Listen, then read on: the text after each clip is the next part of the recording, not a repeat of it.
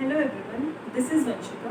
Today we will continue with the electrochemistry chapter. Those who have not seen my previous video related to this chapter, please go and must watch them.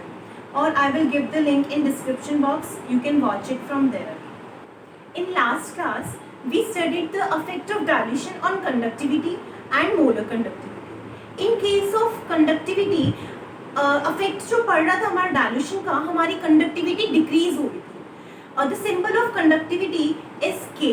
के को हम क्या बोलते हैं, kappa या फिर kappa. In case of molar conductivity, तो जो अफेक्ट जो हमारा डायल्यूशन का पड़ रहा था मोलर कंडक्टिविटी पे, उसमें हमने 2 पार्ट्स में पढ़ा था. फर्स्ट फॉर स्ट्रॉन्ग इलेक्ट्रोलाइट और second for weak electrolyte. In case of strong electrolyte, we are able to find the limiting molar conductivity through graph. But in case of weak electrolyte, we are not able to find the limiting molar conductivity through graph. Now our new topic is Collard's law of independent migration of ions. Through this law, now we are able to find the limiting molar conductivity of weak electrolyte also. Law में हमारा है क्या? According to this law, the limiting molar conductivity of electrolyte is equal to the sum of limiting molar conductivity of cations and limiting molar conductivity of anions. तो हमने according to statement हमने देखा कि किसी भी इलेक्ट्रोलाइट की जो limiting molar conductivity है वो किसके इक्वल होगी, sum of limiting molar conductivity of cation and limiting molar conductivity of anions.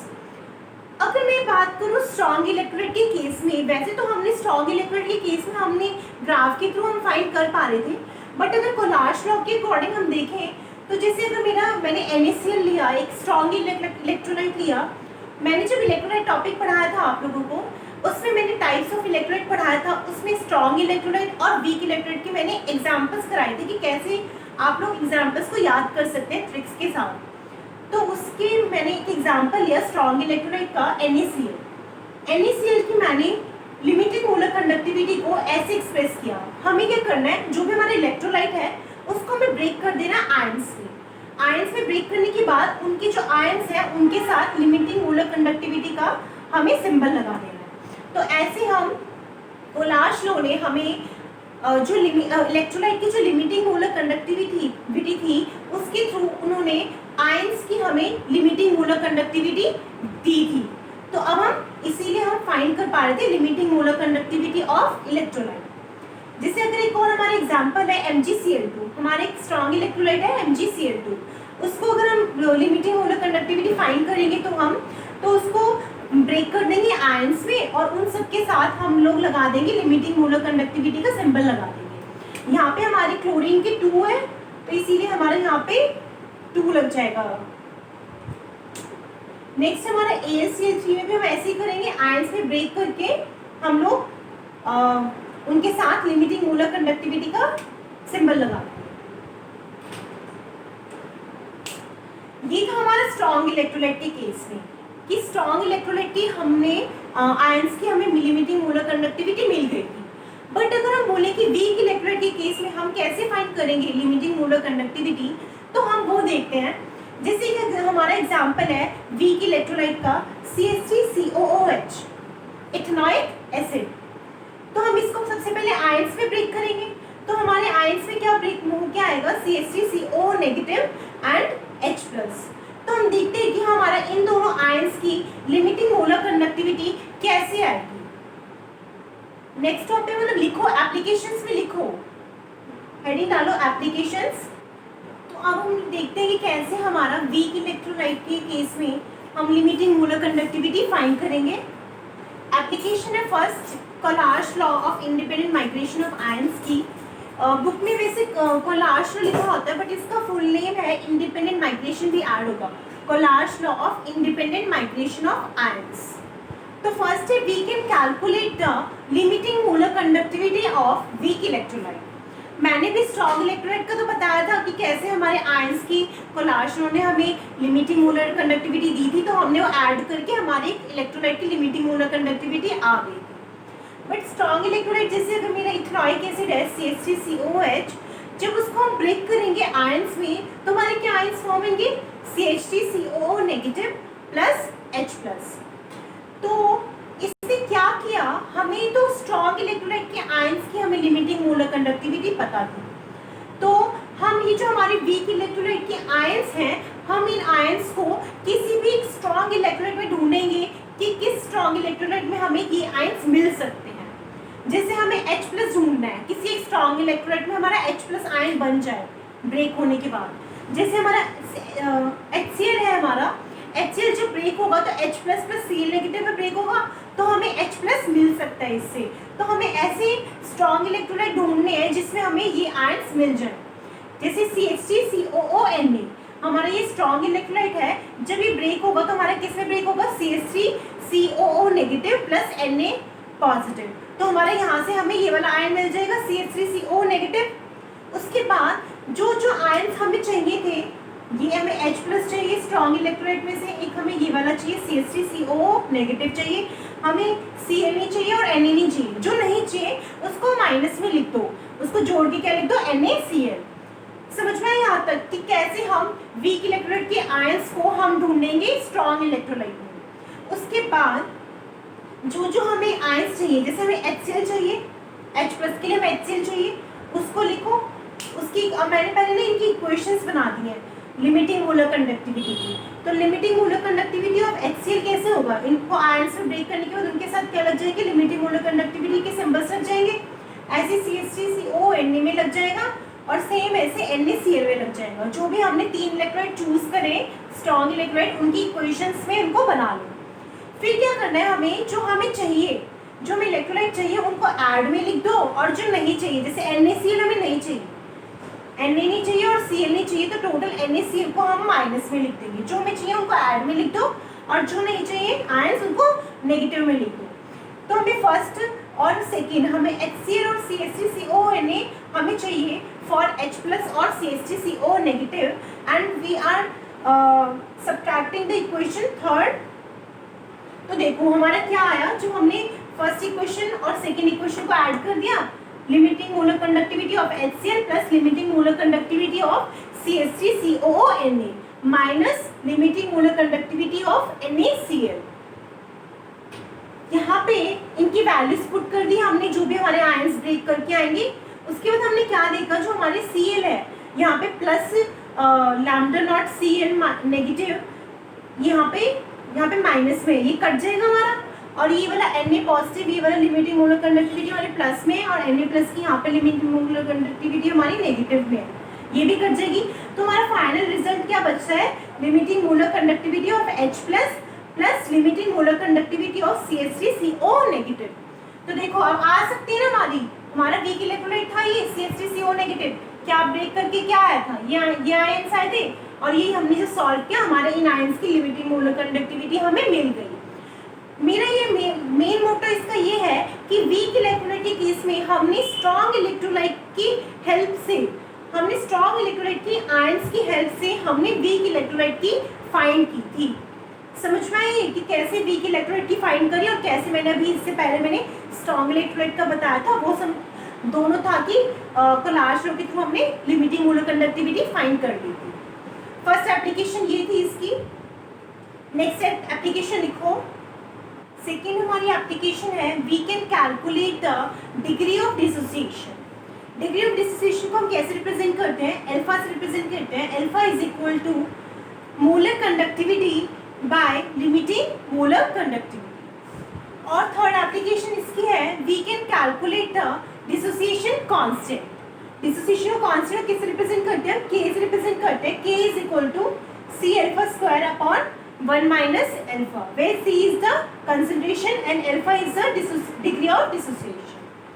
तो हम क्वेश्चंस करेंगे जिसमें हम डिग्री ऑफ डिसोसिएशन फाइंड करेंगे एंड डिसोसिएशन कांस्टेंट फाइंड करेंगे। क्वेश्चन लिखो। नेक्स्ट क्वेश्चन समझ में आया ना, एप्लीकेशंस 3 एप्लीकेशंस मैंने कराई है कोलाज लॉ की। नेक्स्ट क्वेश्चन देखते हैं हमारा, calculate the limiting molar conductivity for CaCl2। हमें इसमें इलेक्ट्रोलाइट दिए CaCl2, उसकी हमें लिमिटिंग मोलर कंडक्टिविटी फाइंड करनी है, और हमें आयंस की लिमिटिंग मोलर कंडक्टिविटी गिवन है इसमें। तो हमें लिमिटिंग मोलर कंडक्टिविटी का हम फॉर्मूला लगाएंगे, CaCl2 को हमें लिमिटिंग मोलर कंडक्टिविटी फाइंड करनी है, उसको आयंस से पहले ब्रेक करने के बाद उनके साथ लिमिटिंग मोलर कंडक्टिविटी का सिंबल लगा देंगे। यहाँ पे हमारे Cl के 2 हैं यहाँ पे हम 2 लगा देंगे। हमें इन आयंस की लिमिटिंग मोलर कंडक्टिविटी गिवन है, उनकी वैल्यू गिवन है, हम यहाँ पे पुट करेंगे C2 पॉजिटिव आयन की हमने लिमिटिंग मोलर कंडक्टिविटी पुट करी, यहाँ पे हमने Cl नेगेटिव की पुट करी जो हमें गिवन थी, और इजीली हम इसको सिंप्लीफाई करके CaCl2 की लिमिटिंग मोलर कंडक्टिविटी हमारी आ जाएगी। समझ में आया ना कैसे करना है, किसी भी इलेक्ट्रोलाइट की लिमिटिंग मोलर कंडक्टिविटी हमें कैसे फाइंड करनी है। नेक्स्ट क्वेश्चन हम लिखते हैं, क्वेश्चन है हमारा calculate the limiting molar conductivity of barium hydroxide BaOH whole twice. हमें BaOH होल ट्वाइस की लिमिटिंग मोलर कंडक्टिविटी फाइंड करनी है, तो सबसे पहले हम BaOH का उसके आयंस पे ब्रेक करके उसके आयंस के साथ हम लिमिटिंग मोलर कंडक्टिविटी का हम सिंबल लगाएंगे। तो हमने यहाँ पे देखा Ba किसे ब्रेक होगा, Ba2 पॉजिटिव, यहाँ पे 2 है तो इसकी आयंस की कितनी पावर लगी 2 पॉजिटिव प्लस यहाँ पे 2 इसलिए लगाया क्योंकि यहाँ पे OH के हमारे 2 है तो इसलिए 2 लगाया, और limiting molar conductivity of OH negative. इसके बाद हमें Ba2 पॉजिटिव आयन मिल जाए और हमें OH नेगेटिव आयंस की लिमिट किसी इलेक्ट्रोलाइट में हमें OH नेगेटिव आयंस मिल जाए, तो जो हमें गिवन वैल्यूज हैं उसमें देखते हैं हमारा Ba2 पॉजिटिव किसे मिल सकता है, इस वाले इलेक्ट्रोलाइट में मिल सकता है हमें, तो हम इस वाले इलेक्ट्रोलाइट को लिख लेंगे, प्लस हमें ये वाला आयन चाहिए OH नेगेटिव आयंस किस में मिल रहे हैं, हमें NaOH में मिल रहा है, तो प्लस हम NaOH का लिख लेंगे।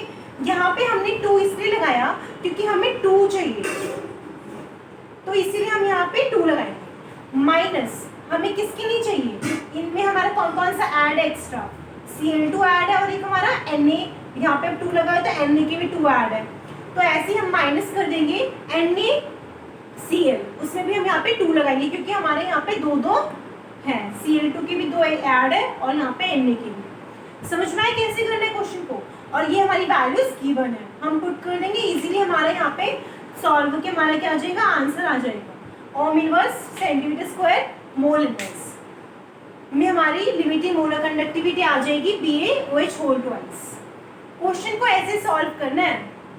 नेक्स्ट क्वेश्चन और करते हैं हम लोग। नेक्स्ट क्वेश्चन है द कंडक्टिविटी ऑफ 0.01 मोल पर litre acetic acid is 4.95 into 10 की पावर 5 साइमन पर सेंटीमीटर। हमें कंडक्टिविटी गिवन है एसिटिक एसिड की, कितनी गिवन है 4.95 इंटू 10 की पावर 5 साइमन पर सेंटीमीटर, और हमें ये क्या 0.01 मोल पर लीटर क्या दिया, हमें कंसंट्रेशन दी है। हमें क्या बोला है, calculate its dissociation constant if limiting molar यहाँ पे नॉट है ना, limiting molar conductivity of acetic acid, limiting molar conductivity of acetic acid हमें क्या गिवन है 390.5 Simon centimetre square mole inverse.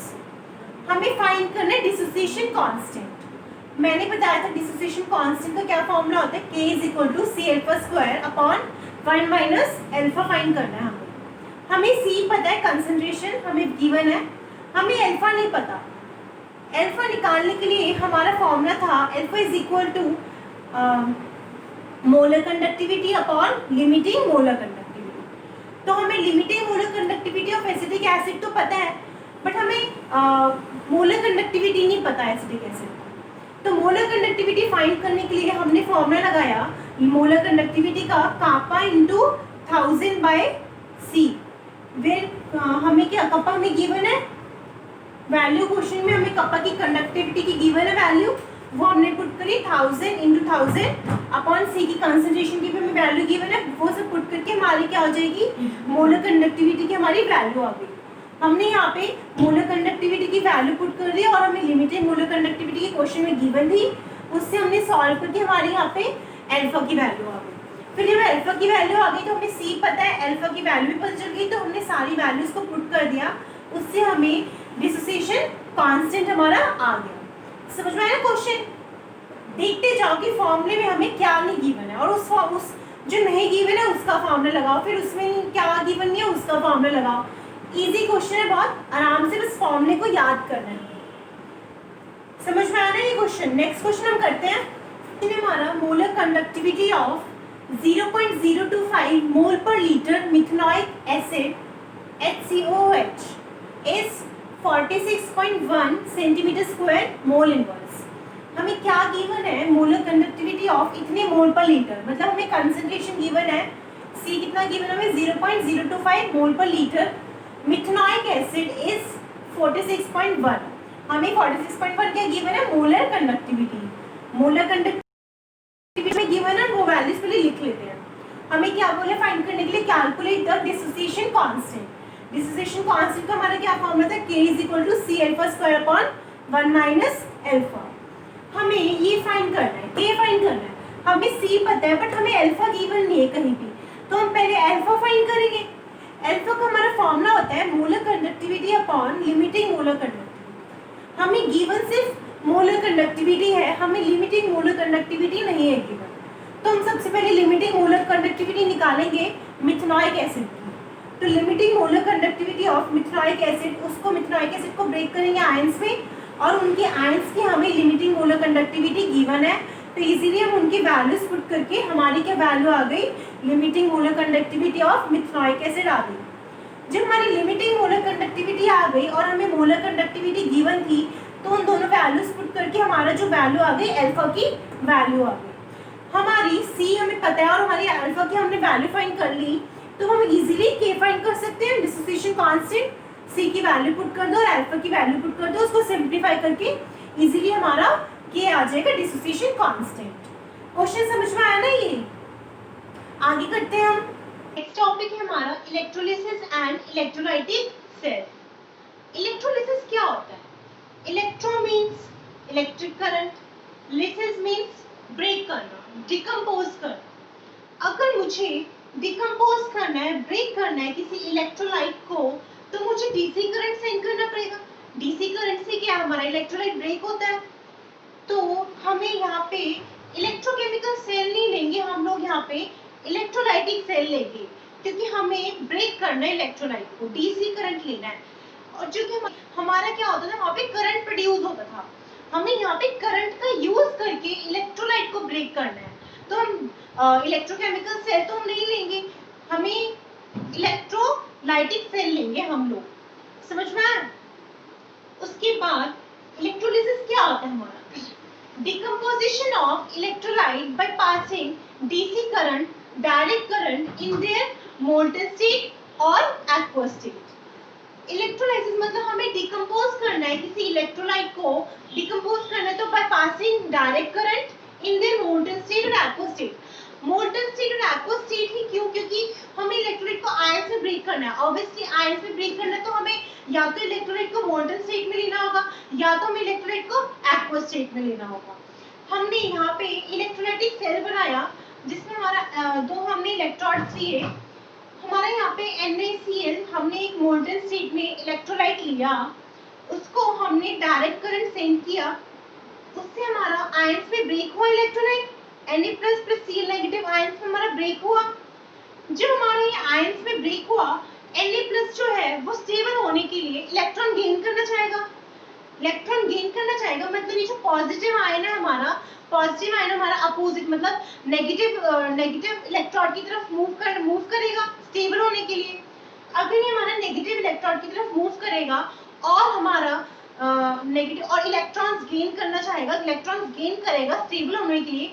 हमारे इलेक्ट्रॉन गेन करने के प्रोसेस को क्या बोलते हैं? रिडक्शन। और रिडक्शन हमारा कहाँ होता है? कैथोड पे। तो हमारा जो कैथोड पे हमारा क्या होगा? नेगेटिव होगा, क्योंकि ये पॉजिटिव आयन है और पॉजिटिव आयन जो है अपोजिट टर्मिनल पे जाएगा स्टेबल होने के लिए। अपोजिट मतलब पॉजिटिव आयन तो नेगेटिव टर्मिनल की तरफ जाएगा और हमारा इलेक्ट्रॉन गेन करने के प्रोसेस को हम बोलते हैं रिडक्शन। और रिडक्शन वाली क्या होती है? कैथोड पे होती है, इसलिए हमारा कैथोड का हमारा जो साइन होगा वो नेगेटिव होगा और एनोड का हमारा पॉजिटिव होगा। वही सेम Cl नेगेटिव जो आयन है वो अपोजिट टर्मिनल की तरफ जाएगा, मतलब पॉजिटिव टर्मिनल की तरफ, और इसीलिए हमारा जो एनोड है हमारा पॉजिटिव होगा। तो जितने भी हमारे पॉजिटिव आयंस थे वो इस इलेक्ट्रोड की तरफ अट्रैक्ट करेंगे। देखो मैंने बना के दिखाया पॉजिटिव वाले आयंस, और ऐसे ही हमारे जो नेगेटिव वाले आयंस हैं वो हमारे एनोड की तरफ अट्रैक्ट करेंगे। समझ में आया कि कैथोड का हमारा नेगेटिव कैसे आएगा? उसके बाद नेगेटिव आ गया हमारा और हमारा क्या आ गया? पॉजिटिव आ गया। ऐसे हमारी रिएक्शन हो गई। फिर हमारा सोडियम ने Na+ आयन ने हमारा इलेक्ट्रॉन गेन करा और किस में कन्वर्ट हो गया? सोडियम Na सॉलिड में कन्वर्ट हो गया। तो ये जो Na सॉलिड होगा वो हमारा कहाँ पे कलेक्ट हो जाएगा, इस वाले कैथोड वाले इलेक्ट्रोड पे हमारी सोडियम बन रहा है, और हमारा जो एनोड है, एनोड पे क्या बन रहा है हमारा क्लोरीन गैस। हमारे जो हमारे प्रोडक्ट्स बने वो क्या बने, Na सॉलिड बना और एक हमारा क्लोरीन गैस बन रहा है। तो हमें इस रिएक्शन से पता चला कि हमारे क्या प्रोडक्ट्स बन गए हैं, मतलब जो हमने ऑब्जर्व करके हमने देख लिया कि हमारा क्या बन रहा है। तो जब हम ऑब्जर्व करके देख लेते हैं उसको हम बोलते हैं क्वालिटेटिव। हमें ऑब्जर्व करके इजीली पता चल जाए कि हमारा क्या बन रहा है, उसको हम बोलेंगे क्वालिटेटिव। ये तो हमें इजीली पता चल गया यहाँ पे, बट कितना बना, कितने अमाउंट में बना, वो तो हमें नहीं पता। उसको हम बोलते हैं, जब अमाउंट हम फाइंड करते हैं उसको हम बोलते हैं क्वांटिटेटिव, क्वांटिटेटिव कंसेप्ट। तो यहाँ पे हम इलेक्ट्रोलाइसिस को दो पार्ट में पढ़ेंगे, quantitative concept and qualitative concept of electrolysis. First हमें क्वालिटी तो पता चल गई कि हमारा क्या क्या फॉर्म हुआ, बट हमें क्वांटिटी पता नहीं चली। तो हम फर्स्ट टॉपिक पढ़ेंगे quantitative concept of electrolysis. Write down the topic. Her topic है क्वांटिटेटिव कंसेप्ट ऑफ इलेक्ट्रोलाइट। अब हम क्वांटिटी मेजर कर सकते हैं कि हम इसमें देखेंगे कि हम कैसे जितना हमारा केमिकल बना, हमारा जो प्रोडक्ट बना, कितने अमाउंट में बना, वो हम फाइंड कर सकते हैं। हमने टर्म पढ़ी है फैराडे लॉ। फैराडे लॉ आपको पता होगा। फैराडे ने हमें फर्स्ट लॉ दिया और सेकंड लॉ दिया। फर्स्ट लॉ और सेकंड लॉ के हेल्प से हम फाइंड कर सकते हैं कि कितना अमाउंट हमारा बना। तो हम यहाँ पे फैराडे लॉ पढ़ेंगे। फर्स्ट लॉ में क्या है, according to this law mass of chemical deposited at the electrode is directly proportional to amount of current pass या फिर चार्ज पास। यहाँ पे मेन फोकस देना है अमाउंट ऑफ करंट पास। हम करंट पास नहीं बोलेंगे, अमाउंट वर्ड जरूर लगाना है यहाँ पे। ये देखो कैसे, जैसे मेरा I किसके इक्वल होता है, करंट किसके इक्वल, चार्ज अपॉन टाइम। तो मेरा जो Q होगा वो किसके इक्वल होगा, I into T। तो मतलब मेरा कितना मैंने करंट पास करा और कितनी देर तक पास करा। तो जब हमारा टाइम आ जाता है ना कि हमने कितनी देर तक पास करा, उससे हम बोलते हैं अमाउंट ऑफ चार्ज पास या फिर करंट पास। समझ में आया फर्स्ट लॉ की जो स्टेटमेंट है। तो हमारा अगर मैंने लेट किया W, जो मेरा अमाउंट ऑफ केमिकल है जो डिपोजिटेड हुआ है इलेक्ट्रोड पे, तो मेरे इक्वेशन जो स्टेटमेंट है फर्स्ट लॉ की, उससे मेरा क्या आएगा, W is directly proportional to amount of current. अगर मतलब मैं करंट बंद कर दूंगी पास करना, तो मेरा जो ये रिएक्शन बंद हो जाएगी, स्टॉप हो जाएगी वर्क करना, मतलब केमिकल डिपॉजिट होना बंद हो जाएगा। तो मतलब वही है कि जो हमारा W है, अमाउंट जितना डिपॉजिटेड होता है वो किसके इक्वल, डायरेक्टली प्रोपोर्शनल है हमारा Q के, अमाउंट ऑफ करंट पास। यहाँ से हमने Q की वैल्यू पुट करी, हमें पता है I is equal to Q by T होता है। हमने Q की वैल्यू यहाँ से निकाल के IT हमने पुट करा। जब हमारे यहाँ से प्रोपोर्शनैलिटी हटता है, हमारा एक Z आता है, हम Z को बोलते हैं इलेक्ट्रोकेमिकल इक्विवेलेंट। यहाँ पे फोकस देखो, यहाँ पे फोकस करो इलेक्ट्रोकेमिकल, यहाँ पे हमें केमिकल इक्विवेलेंट नहीं बोलना है, इलेक्ट्रोकेमिकल इक्विवेलेंट, जिसका हमारा Z का फॉर्मूला होता है एटॉमिक मास और या फिर मोलर मास अपॉन NF। यहाँ पे जो ये N है वो हम कैसे फाइंड करें, N जैसे अगर मेरा एक Na पॉजिटिव आयन है, इसका जो मेरे कितने मोल्स इलेक्ट्रॉन ये गेन करेगा, 1। तो यहाँ से मेरा N क्या आया, 1। मतलब ये हमें चार्ज से देखना है N। जैसे अगर मेरा Al3 पॉजिटिव कोई आयन है, Al3 पॉजिटिव आयन है, तो कितने मोल्स इलेक्ट्रॉन गेन करेगा, 3 मोल्स। तो कितना N मेरा कितना आया, 3 आया। समझ में आया कैसे N फाइंड करना है हमें Z के टाइम पे। तो ऐसे हमारा यहाँ से फॉर्मूला आ गया W का, मतलब अब हम फाइंड कर सकते हैं इस फॉर्मूले से कि कितने अमाउंट में हमारा केमिकल डिपॉजिट हुआ W से। W किसका क्या आया, हमारा W किसके इक्वल में आया, ZIT। हम इससे और फॉर्मूले देखेंगे।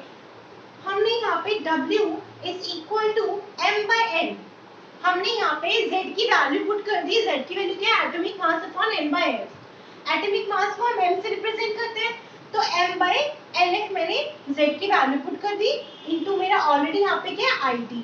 हमारा इस फॉर्मूले से एक न्यू फॉर्मूला बन गया Z की वैल्यू पुट करने के बाद। जो हमारा यहाँ पे M है वो हमारा एटॉमिक मास है, जो ये m/n होता है इसको हम क्या बोलते हैं, केमिकल इक्विवेलेंट।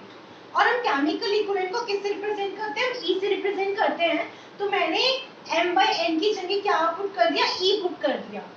इससे हमारा एक और न्यू फार्मूला बन के आ गया, E की terms equal to EIT/F where E is the chemical equivalent।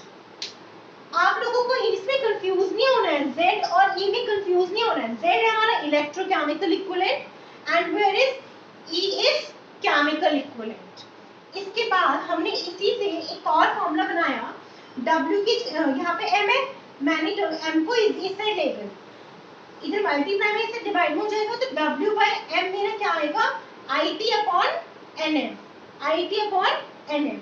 यहाँ से मेरा एक और फॉर्मूला बन के आया। और जो मेरा W/M given mass upon molar mass क्या होता है, नंबर ऑफ मोल्स। तो ये जो W/M हमारा यहाँ पे नंबर ऑफ मोल्स है। वेयर N इज, N हम कैसे देखेंगे, जैसे भी मैंने यहाँ पे बताया था कि Na पॉजिटिव में हम N तो यहाँ पे हम चार्ज से देखेंगे और यहाँ पे हमारा ये क्या है, नंबर ऑफ मोल्स है। इसमें कंफ्यूज नहीं होना है इस वाले N में और नंबर ऑफ मोल्स में। समझ में आया। अब हम कैसे फाइंड कर पा रहे हैं amount of chemical deposited at the electrode with the help of Faraday first law। अब हम सेकेंड लॉ देखेंगे। जो हमारा है सेकेंड लॉ, इस लॉ में क्या है, अभी तक जो हमारा फर्स्ट लॉ में था वो सिर्फ एक इलेक्ट्रोलाइटिक सेल के लिए था। जो हमारा सेकेंड लॉ होता है वो एक से ज्यादा सेल्स के लिए होता है, 2 या 3 से ज्यादा। तो जब एक ना हो इलेक्ट्रोलाइटिक सेल, एक से ज्यादा जब इलेक्ट्रोलाइटिक सेल होंगे तो हमारा जो होगा सेकेंड लॉ होगा। तो सेकेंड लॉ में क्या है, according to this law when 2 और more than 2 electrolytic cells are connected in series में कनेक्ट कर रहे हैं, the ratio of their mass deposited at the electrode is equal to the ratio of their equivalent weight। मैंने भी first law में बताया था ना, इक्विवेलेंट वेट को हम किससे रिप्रेजेंट करते हैं, E से रिप्रेजेंट करते हैं। तो जैसे मैंने लेट किया W1 and W2 are the mass deposited at the electron. दो मेरे इलेक्ट्रोलाइटिक सेल्स हैं, तो दोनों इलेक्ट्रोलाइट के जो मास डिपोजिटेड होंगे वो अलग अलग होंगे। और मेरा यहाँ पे E1 and E2 are their equivalent weight. तो मेरा स्टेटमेंट से क्या बना, जो रेशियो है मास डिपोजिटेड का W1/W2 किसके इक्वल मेरा, E1/E2 किसके इक्वल है, equivalent ratio of the equivalent weight के। तो ये था हमारा सेकेंड लॉ। सेकेंड लॉ में हमारा सीरीज में है।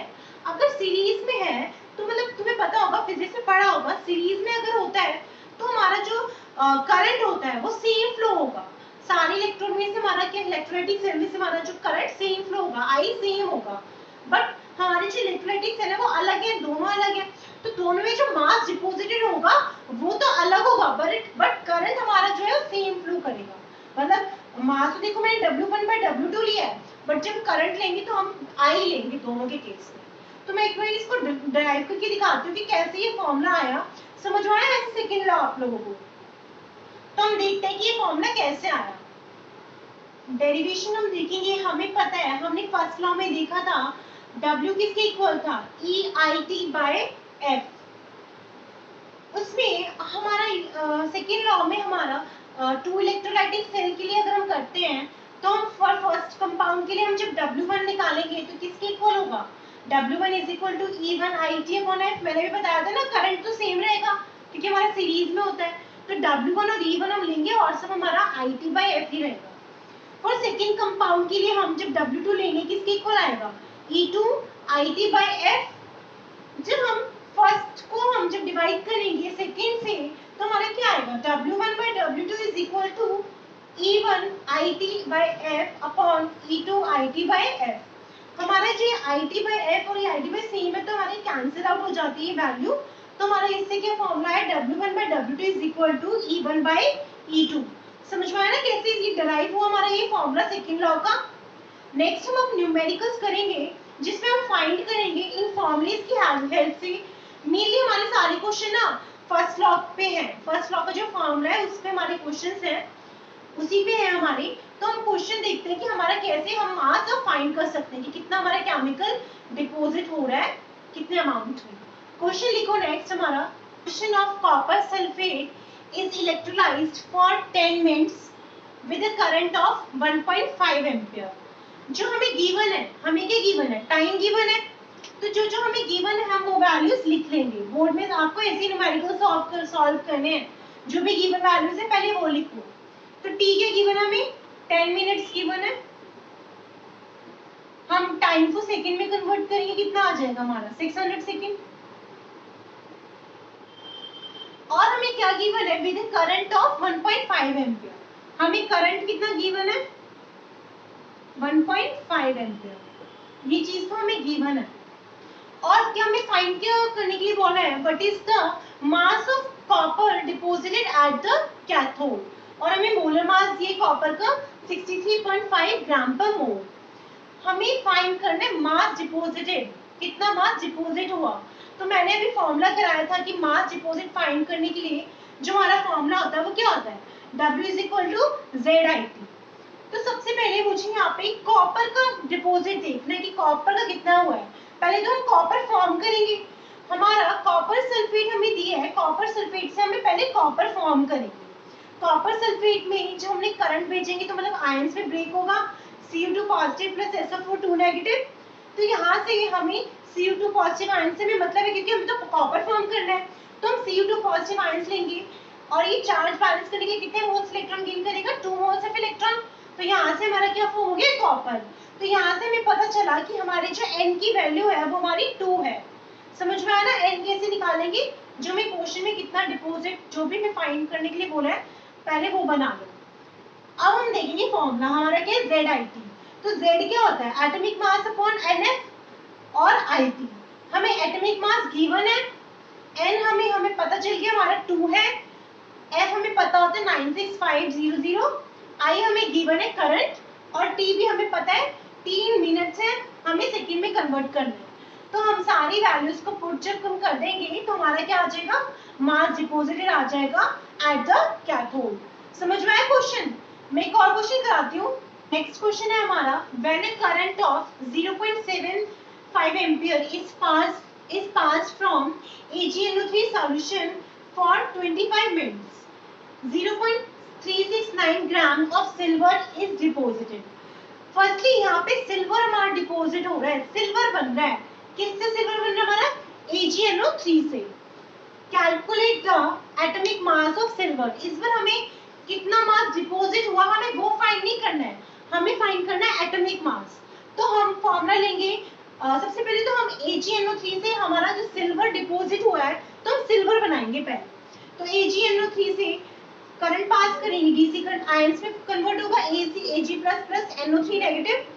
यहाँ से हमें Ag से मतलब है क्योंकि हमारा सिल्वर डिपॉजिट हो रहा है, तो Ag प्लस में प्लस एक इलेक्ट्रॉन लगाएंगे, हमारा क्या फॉर्म हो जाएगा, Ag। तो हमसे यहाँ से क्या पता चला कि हमारी जो N की वैल्यू है वो हमारी 1 है। नेक्स्ट हमें फाइंड करना है एटॉमिक मास। तो हम फॉर्मूला हमें क्या गिवन है, यहाँ पे कितना मास हमारा डिपॉजिट हो रहा है। तो हमारा जो उसका फॉर्मूला होता है क्या होता है, W = ZIT। Z में हम क्या पुट करेंगे, एटॉमिक मास अपॉन NFIT। हमें क्या फाइंड करना है, एटॉमिक मास M फाइंड करना है। तो हम M से और सारी वैल्यूज को हम इस साइड ले जाएंगे, तो हमारा M का क्या आएगा, WNF/IT। तो यहाँ पे हमें सबकी वैल्यूज हमें यहाँ पे गिवन है, हमारा जो मास डिपॉजिटेड है हमें गिवन है W, N हमने निकाल लिया हमारा 1 है, F हमें पता होता है फैराडे कांस्टेंट, और हमारा जो I है करंट हमें पता है यहाँ पे कितना करंट है हमारा 0.75 एम्पियर, और जो T है हमें कितना गिवन है 25 मिनट्स। 25 मिनट्स को सेकंड में कन्वर्ट करके फिर वैल्यू पुट करना T की। तो जब सारी वैल्यूज पुट करोगे तो हमारा क्या आ जाएगा, एटॉमिक मास ऑफ सिल्वर। समझ में आया क्वेश्चन। तो आज हम यही तक करेंगे, next further topics we will continue in next class. Okay, take care.